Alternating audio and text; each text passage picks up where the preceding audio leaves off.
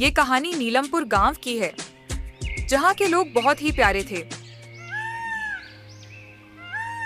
इस गांव में मालती नाम की खड़ूस बुढ़िया रहती थी, जो किसी से भी हंसकर बात नहीं करती थी।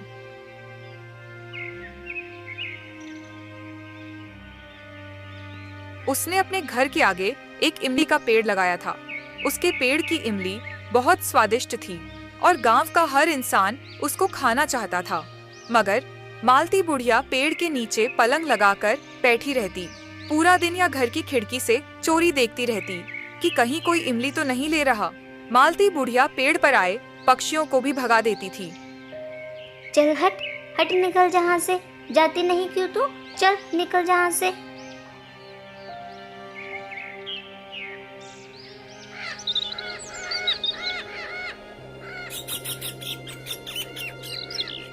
वाह वाह, इस साल तो बहुत सारी इमली हुई है। सारी इमली मैं ही खाऊंगी, किसी को नहीं दूंगी। कोई आए तो सही मेरे पास इमली लेने, भगा दूंगी मैं उसको। एक दिन गांव की एक औरत मालती बुढ़िया से इमली लेने आई।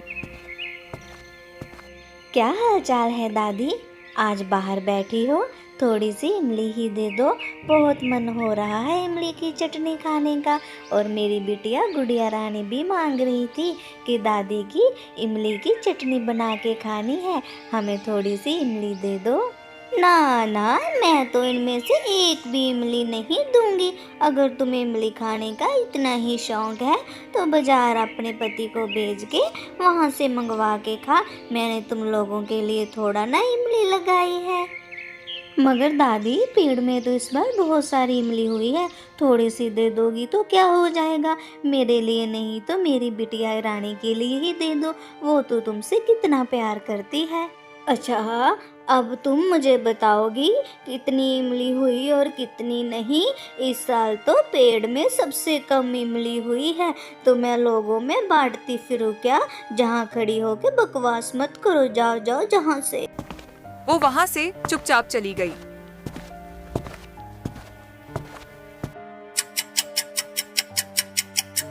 मम्मा, क्या हुआ? आप तो दादी के घर इमली लेने गई थी ना, लेके नहीं आई क्या? नहीं मेरी गुड़िया रानी, तुम्हारी दादी ने कुछ नहीं दिया और मुझे वहाँ से खाली ही भेज दिया।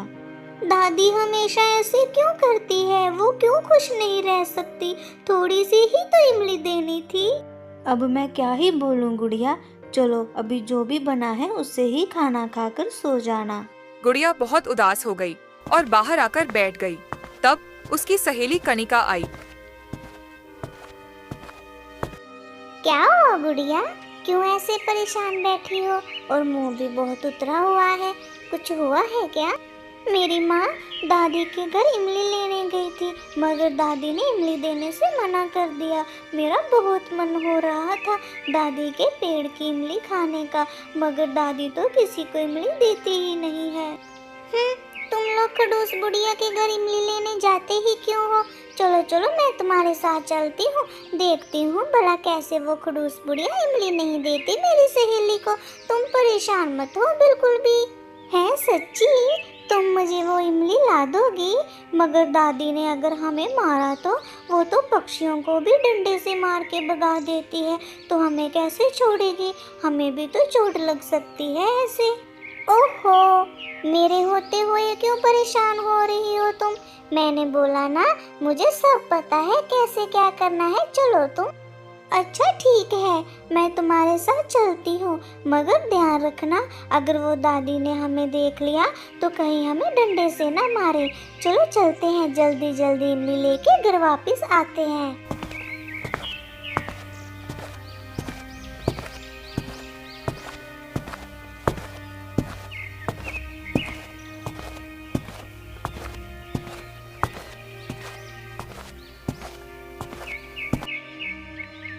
लो आ गए हम खड़ूस बुढ़िया के घर। चलो अब जल्दी जल्दी इमली तोड़ लेते हैं, इससे पहले कि वो खड़ूस बुढ़िया जहाँ पे आके हमें पकड़ ले। जैसे ही दोनों इमली तोड़ने जाती, तभी अंदर से एक आवाज आती है। अरे कोई है, मुझे बचाओ, कोई है। अरे कोई है, मुझे बचाओ, मेरी बात सुनो, कोई है क्या? हैं? लगता है खड़ूस बुढ़िया की आवाज आ रही है। चलो चल के देखते हैं क्या हुआ उसको। दोनों भागी हुई बुढ़िया के पास गईं। क्या हुआ दादी, इतना क्यों चिल्ला रही हो? तुम्हारी आवाज सुनकर हम तो डर गई थी दोनों। अरे गुड़िया, तुम जहाँ कैसे? अच्छा हुआ तुम आ गई। मेरे सीने में दिक्कत हो रही है, मेरी छाती पे वो तेल की मालिश कर दो तुम।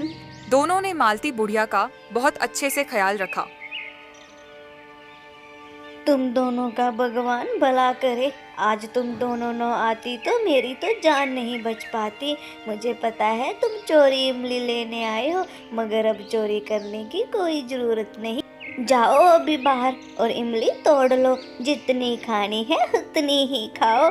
अब जे दादी बुढ़िया कभी भी किसी को नहीं रोकेगी। खुश रहो तुम दोनों। और बुढ़िया को समझ आ गया था कि प्यार ही जिंदगी में सब कुछ है, और अब वो गांव के सभी लोगों को इमली तोड़ने के लिए बोलती थी।